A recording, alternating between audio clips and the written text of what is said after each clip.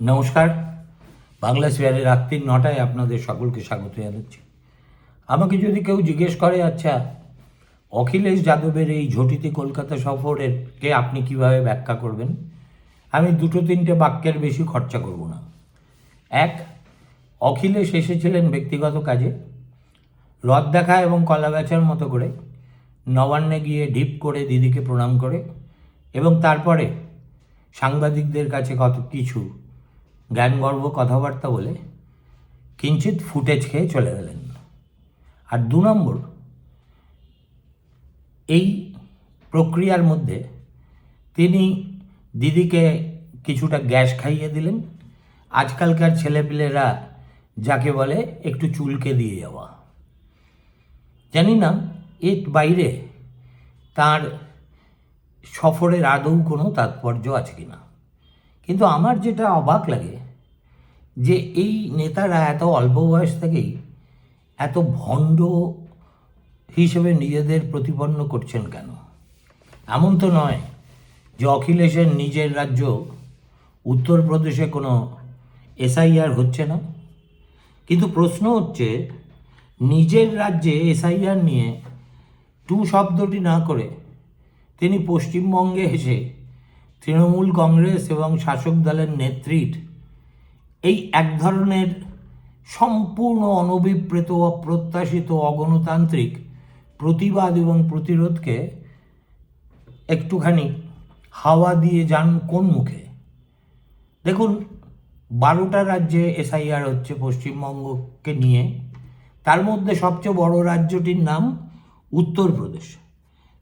তিনবার deadline fail করার পরে অবশেষে উত্তরপ্রদেশের যে খসড়া তালিকা নির্বাচন কমিশন প্রকাশ করেছে সেটা সত্যিই চোখ ধাঁধিয়ে দেওয়ার মতো। অর্থাৎ উত্তরপ্রদেশের আগে ছিল 15.44 কোটি ভোটার, এক ধাক্কায় সেটা নেমে এসেছে 12.55 কোটি ভোটারে।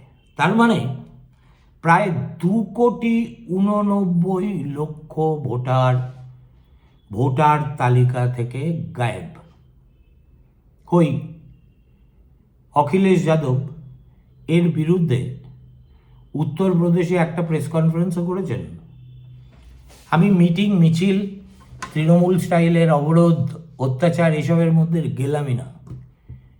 কোনো তার দল রাস্তায় নেমে অথবা সাংবাদিক বৈঠক করে এর প্রতিবাদ করেছেন কখনো?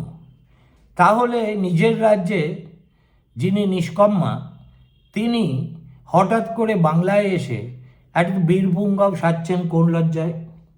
দেখুন, এই যে এসআইআরের ভিতর থেকে এই যে খসড়া তালিকা তো এখন প্রায় সব রাজ্যেই বেরিয়ে গেছে। তার মধ্যে অদ্ভুত ব্যাপার হলো উত্তরপ্রদেশের যে খসড়া তালিকা তাতে ভোটারের নাম বাদ পড়েছে সর্বাধিক, প্রায় 18.7%।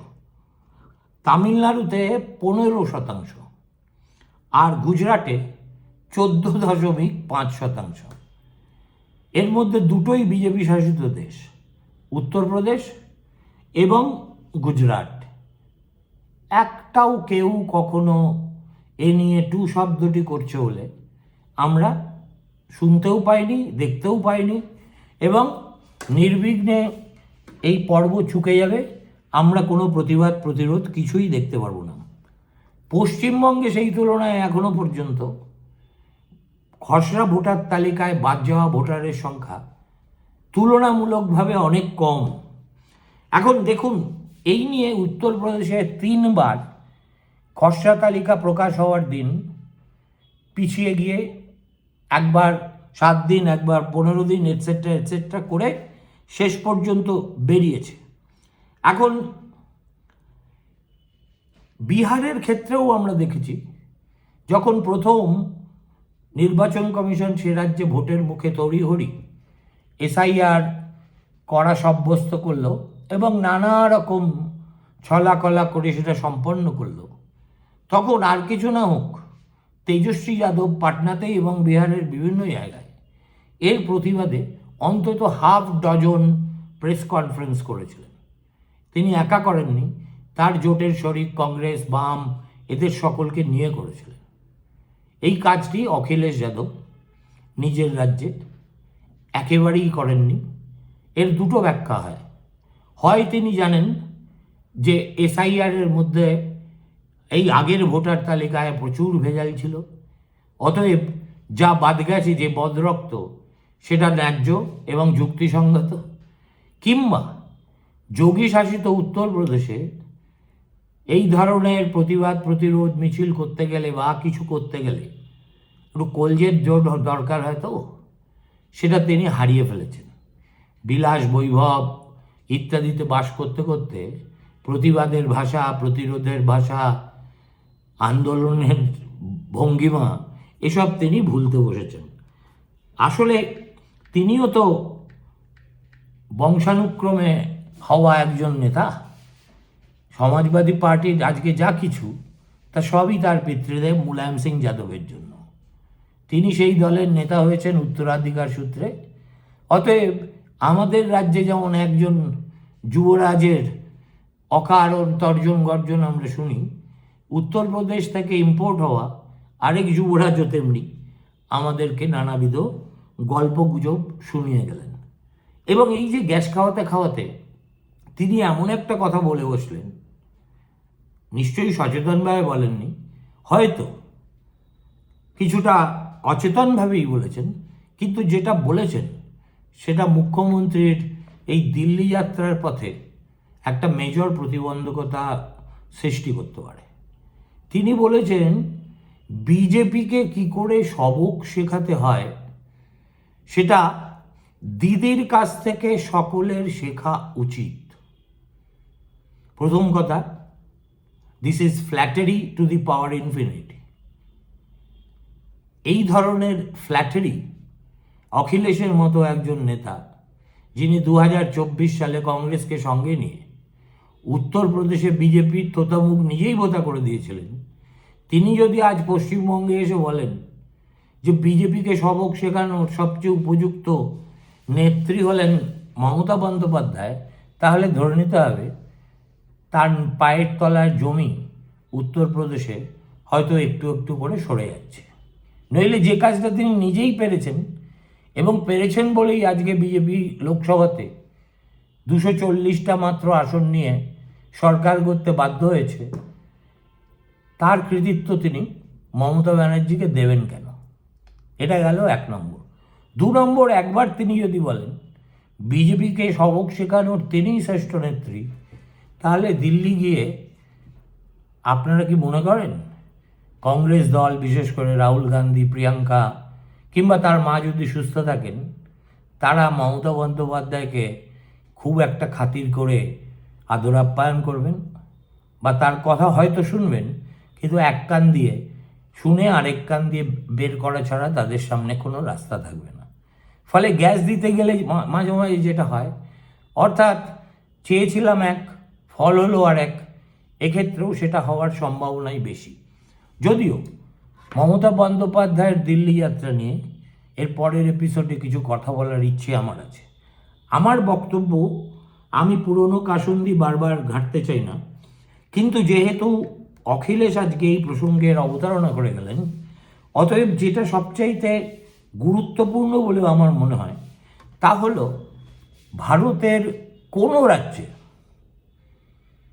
বিজেপি শাসিত হোক অবিজেপি শাসিত হোক, যখন এই ধরনের ঘটনা ঘটছে না, তাহলে বাংলা ভারতের মানচিত্রে একমাত্র ব্যতিক্রম হচ্ছে কেন? দেখুন, এই প্রশ্নটার একেবারে একটা বৌদ্ধিক স্তরে এর পর্যালোচনা করা সম্ভব, এবং আমি আজকে আমার মতো করে সেটাই করার চেষ্টা করব। এখন আমাদের এখানকার যে পলিটিক্যাল স্ট্রাকচার, তার মধ্যে শাসক দলের যে ক্ষমতা, সেটা কিন্তু মূলত প্রাতিষ্ঠানিক নয়। এটা হচ্ছে একটা অদ্ভুত টাইপের মডেল, যেটা দৃশ্যমান এবং বেশ এক্সিবিশনিস্ট এবং এলাকা দখলের রাজনীতির উপর নির্ভর করে।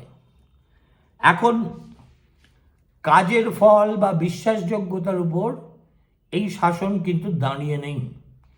তার মানে কিসের উপর দাঁড়িয়ে আছে কে রাস্তা নিয়ন্ত্রণ করবে, কে লাইনে দাঁড় করাবে, কে শুনানি কেন্দ্র ঘিরে রাখবে, পুলিশ কিভাবে প্রতিক্রিয়া জানাবে, এইসবের উপরই।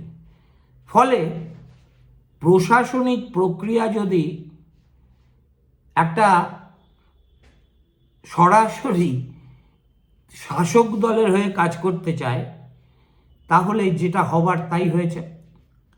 এখন ইউপি বলুন, তামিলনাড়ু বলুন, বিহার বলুন, কোনো জায়গাতেই দল কিন্তু সরকার শাসন করে না। এখন পশ্চিমবঙ্গে আমরা এমনই অভাগা, এখানে দলই রাষ্ট্রের জায়গা দখল করে বসে আছে। 2, টিএমসির কোনো মতাদর্শ নেই, এবং তারা এই যে নাটক যাত্রা কখনো কখনো হিংসাত্মক প্রাণঘাতী করেই চলেছে এসআইআরকে নিয়ে, সেটা কিন্তু কোনো মতাদর্শগত প্রতিবাদ নয়, এটা হচ্ছে ক্যাডারদের অস্তিত্ব রক্ষার সংকট। এখন এই আন্দোলন, ফর হেভেন সেক ভুল করবেন না, এটা নাগরিকত্ব বা ভোটাধিকার নিয়ে নয়, এটা আসলে কিসের বলুন তো, আতঙ্ক তাড়িত একটা প্রতিবাদ। কিসের আতঙ্ক? যদি ভুয়ো নথি প্রকাশ হয়ে যায়, যদি ভোট ব্যাংক হারিয়ে যায়, যদি স্থানীয় দালালি এবং যারা মধ্যস্বত্বভোগী তারা আমাদের হারিয়ে দেয়। এখন সেই জন্যেই এসআইআর মানে হচ্ছে বুথ স্তরের টিএমসির যেই সব ম্যানেজাররা আছে কিংবা স্থানীয় ফিক্সাররা আছে, যারা সারা বছর একটা ঢিলেঢালা ব্যবস্থার সুযোগ নিয়ে ফুলে ফেঁপে উঠেছে, তাদের অস্তিত্বকে কিঞ্চিৎ কাঁপিয়ে দিয়েছে। এখন উত্তরপ্রদেশ বলুন, তামিলনাড়ু বলুন, বিহার বলুন, কোনো জায়গাতেই, ভারতবর্ষের কোনো রাজ্যেই এই সমস্যা কখনো এই মাত্রায় নেই। এখন ওদের ভোটাররা ডেটাবেস এবং প্রশাসনিক শৃঙ্খলায় বিশ্বাস করে। পশ্চিমবঙ্গে যেগুলো একেবারে ইচ্ছাকৃতভাবে সরকারি মদতে এবং প্রণোদনায় একেবারে নরম করে রাখা হয়েছে, কোথাও কোথাও বিলুপ্ত হয়ে গেছে। 3, পশ্চিমবঙ্গের পুলিশ বাহিনী, তাকে গত 15 বছর ধরে আইন প্রয়োগ করতে শেখানো হয়নি, বরং আইন প্রয়োগের উপযুক্ত পরিবেশ দেখলেই পশ্চাৎ অপসারণ করাটা শেখানো হয়েছে।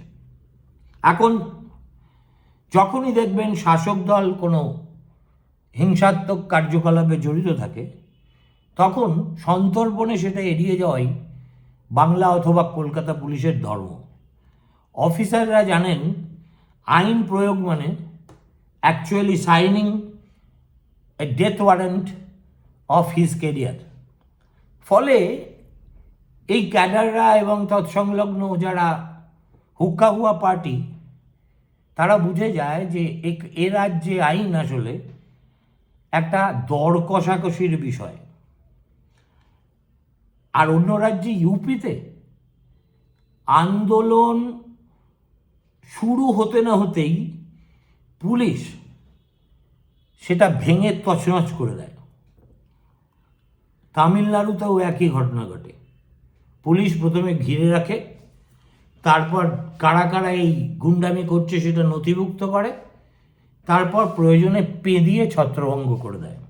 আর পশ্চিমবঙ্গে যেখানে যাই হোক না কেন, যত বড় সর্বনাশ হোক না কেন, যত বড় হিংসাত্মক ঘটনা ঘটুক না কেন, পুলিশ অপেক্ষা করে কখন রাজনীতিবিদদের অর্থাৎ শাসকের অনুমতি আসবে। এবং সেই কারণেই আজ এসআইআরের শুনানি কেন্দ্রগুলো কার্যত গড়ের মাঠের চেহারা নিয়েছে। এখন এর পাশাপাশি আরও একটা ব্যাপার আছে, সেটা হচ্ছে এই বিশৃঙ্খলার জন্য বুদ্ধিজীবী নৈতিক ছত্রছায়া, যেটাকে আমি বলি, আর কোনো রাজ্যে এই বিশেষ সুবিধাটা নেই। একদল উচ্চকণ্ঠ অধ্যাপক, শিল্পী, সম্পাদক যারা মনে করেন যে এই ধরনের বিশৃঙ্খলা বা প্রতিরোধকে তারা একটা রোমান্টিসাইজ করতে ভালোবাসেন এবং প্রশাসনিক প্রয়োগকে ফ্যাসিবাদ বলে সুবিধে মতো দাগিয়ে দেন। এর ফলে কি হয় জানেন? বিশৃঙ্খলা একটা নৈতিক বৈধতা পায়, ভয় দেখানো নিয়ে একটা সার্বিক নীরবতা সমাজে বিস্তার করে এবং আইনহীনতাই হয়ে দাঁড়ায় চালু আইন। ইউপিতে কিন্তু এসব হওয়ার নয়, সেখানে দমন আছে, তামিলনাড়ুতে আছে বাস্তববাদ, কেরালায় আছে একেবারে নিয়মবদ্ধ প্রতিবাদ, শুধু বাংলাতেই আছে এলিটদের বিশৃঙ্খলা প্রীতি। আর আন্দোলন, তৃণমূল জমানায় একটা অদ্ভুত জিনিস আমরা গত 15 বছর ধরে লক্ষ্য করছি, তাকে আমি বলি ফলহীন আন্দোলনের দীর্ঘ অভ্যেস। দশকের পর দশক ধরে পশ্চিমবঙ্গ রাস্তাভিত্তিক জবরদস্তির জন্য কোনো প্রকৃত মূল্য দেয়নি, কখনো গণহারে গ্রেফতার হয়নি, টেকসই মামলা হয়নি, রাজনৈতিক প্রাইসও কাউকে দিতে হয়নি। তার ফলে প্রতিটি আন্দোলন, সে বাম আমলে হোক আর টিএমসি আমলে, একটাই শিক্ষা দিয়ে গেছে, যদি আমরা দীর্ঘ সময় ধরে রাস্তার দখল নিয়ে থাকতে পারি তাহলে রাষ্ট্র চোখের পাতা ফেলতে বাধ্য। অন্যান্য রাজ্যে এই চক্র বহু আগেই ভেঙে তছনছ হয়ে গেছে। এখন এর বাইরেও অনেক উপদ্রব আছে, যেমন ধরুন এই পরিচয় ভিত্তিক আতঙ্ককে সচেতনভাবে ওয়েপনাইজ করা। পশ্চিমবঙ্গের এসআইআরকে দিদি, ভাইপো এবং তাদের সাঙ্গাতরা সংখ্যালঘুদের উপর আক্রমণ হিসেবে, উচ্ছেদের পূর্বাভাস হিসেবে, দিল্লির ষড়যন্ত্র হিসেবে ইত্যাদি নানাবিধ আজগুবি তত্ত্বের মোড়কে বাজারে খাওয়ানোর চেষ্টা করছেন তো করছেনই। এখন এটা হচ্ছে it is a manufactured propaganda, যার ভিতরে সত্যের কণামাত্র নেই, কিন্তু রাজনৈতিক কৌশল হিসেবে যথেষ্ট কার্যকর। এখন বিহার, উত্তরপ্রদেশ, এমনকি এইসব জায়গাতেও এই কথা বলে জনতাকে বিক্ষুব্ধ করে রাস্তায় নামানো সম্ভব হয়নি, কেননা তারা জানে যে এই কথাগুলো যদি বলাও হয় কেউ শুনবে না, there is no taker for such rubbish। পশ্চিমবঙ্গে কিন্তু সচেতনভাবে সেই সীমারেখাটা মুছে ফেলা হয়েছে। এখন সপ্তম যে ফ্যাক্টরটার কথা বলবো সেটা হলো নোংরা গোপন সত্য, দৃশ্যপটের নিচে শাসনের ধস। এটা হচ্ছে সেই কথা যা কেউ উচ্চারণ করে না।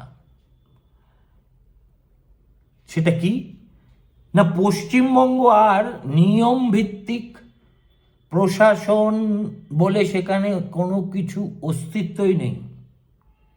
এ রাজ্যে যেখানে যত ডেটাবেস আছে যে কোনো বিষয়ের, সেটা একেবারে completely corrupted or disrupted. Local লেভেলে যেখানেই আপনি কোনো ডকুমেন্ট খুঁজতে যাবেন না কেন, তার উপর কোনো বিশ্বাসযোগ্যতা নেই। আর কেউ যদি সেটা যাচাই করতে যায় তাহলে অনিবার্যভাবে যেটা ধরা পড়বে সেটা হলো পচন। সুতরাং এই রকম একটা পরিস্থিতিতেই রাস্তাঘাটই হয়ে ওঠে উপযুক্ত জায়গা, কেননা সেখানেই ধোঁয়াশার পর্দাটা খুব গভীরভাবে নামে। ইউপি, তামিলনাড়ু সেই কারণে চুপচাপ এসআইআর চালাতে পারে, ইউপিও পারে, কারণ তাদের ক্ষেত্রে সিস্টেম কাজ করে। পশ্চিমবঙ্গে সিস্টেমের অন্তর্জলী যাত্রা হয়ে গেছে বহু আগে, এবং সেই কারণেই এই প্রক্রিয়াটাকে এত বিপজ্জনক বলে মনে হচ্ছে। তার মানে চূড়ান্ত রায়টা কি, যদি সংক্ষেপে কয়েকটা পয়েন্ট ওয়াইজ বলি। এক, বিশৃঙ্খলা ছাড়া শাসক দলের অস্তিত্ব নেই।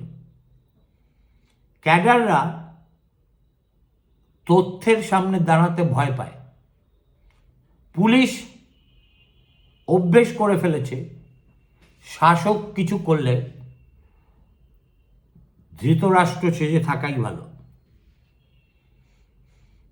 তথাকথিত বুদ্ধিজীবীরা নীরব থেকে এই বিশৃঙ্খলাকে একটা বৈধতা দিয়েছেন এবং জনতাকে বোঝানো হয়েছে আইন ফাইন কিছু নয়, রাজপথের জাস্টিসই সবচেয়ে বড়। তার মানে এটা গণপ্রতিরোধ কিন্তু নয়। অখিলেশ যাদব যাই দেখে থাকুন বা ভেবে থাকুন, এটা আসলে রাষ্ট্রের ব্যর্থতা প্রতিবাদের প্রকাশ করে। এখন দেখুন, আরও একটা জিনিস এই প্রসঙ্গে বলা দরকার, সেটা হচ্ছে মিথ্যে কথা বলতে গেলে তো নানা রকম বিষয়ে মিথ্যে বলতে হয়। যেমন এই যে এখনো পর্যন্ত যে এসআইআরের খসড়া তালিকা বার হয়েছে এবং বলা হচ্ছে যে মুসলিম অধ্যুষিত জেলাগুলিতে ডিলিশন বা নোটিশের সংখ্যা বেশি, এইভাবেই তাদেরকে টার্গেট করা হচ্ছে, এটা কতটা সত্যি? আমি অনেক তথ্য তালাশ করে যা বুঝলাম, সেটা হচ্ছে এই সব জেলাগুলোতে ইমিগ্রেশন, অর্থাৎ দেশের ভিতরের ইমিগ্রেশন, এক রাজ্য থেকে আরেক রাজ্যে চলে যাওয়ার সংখ্যা সবচেয়ে বেশি। তার কারণ এখানকার লোক রাজমিস্ত্রির কাজ করতে চলে যায়, অন্যান্য সব সিজনাল কাজ করতে চলে যায়, আর একাধিক জায়গায় ঠিকানা রেখে মাল্টি লোকেশন রেজিস্ট্রেশন এই সব জেলাগুলোতে সবচেয়ে বেশি।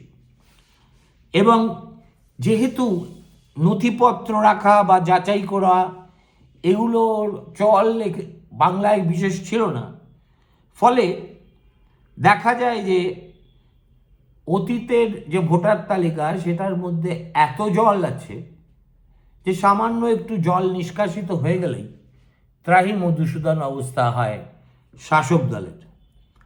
তাহলে কি এর পিছনে কোনো সাম্প্রদায়িক মতলব আছে? বাঙ্কাম। কেননা ভোটার তালিকায় ধর্ম রেকর্ড করাই যায় না। এখন খসড়া সংশোধন চলে, অবজেক্টিভ ফ্ল্যাগ কতগুলো আছে সেগুলো ধরে ধরে, ডুপ্লিকেট এপিক নাম্বার, ঠিকানার অমিল, বয়স সংক্রান্ত অস্বাভাবিকতা, মৃত্যু নথির সঙ্গে মিল, আন্তঃরাজ্য অভিবাসন। কিন্তু পরিকল্পিত ভোটাধিকার হরণ ঘটাতে গেলে যা করতে হয় বা হতো পশ্চিমবঙ্গের তথ্য দিয়ে, তা কেউ প্রমাণ করতে পারবেন না। পশ্চিমবঙ্গের ক্ষেত্রে যেটা সমস্যা হয়ে দাঁড়িয়েছে, সেটা তালিকা সংশোধন নয়, অযথা লক্ষ লক্ষ মানুষকে সামান্য নামের বা নামের পদবীর বানানের একটু আধটু এদিক সেদিক হওয়ার কারণে লক্ষ লক্ষ মানুষকে শুনানি কেন্দ্রে টেনে আনা। তার দায় কিন্তু দিল্লির ওই জ্ঞান ও ঈশ কুমারের। বাংলার মানুষের আজকের ভোগান্তি তারই অবমিশ্রকারিতার অনিবার্য ফল। ভালো থাকবেন, নমস্কার।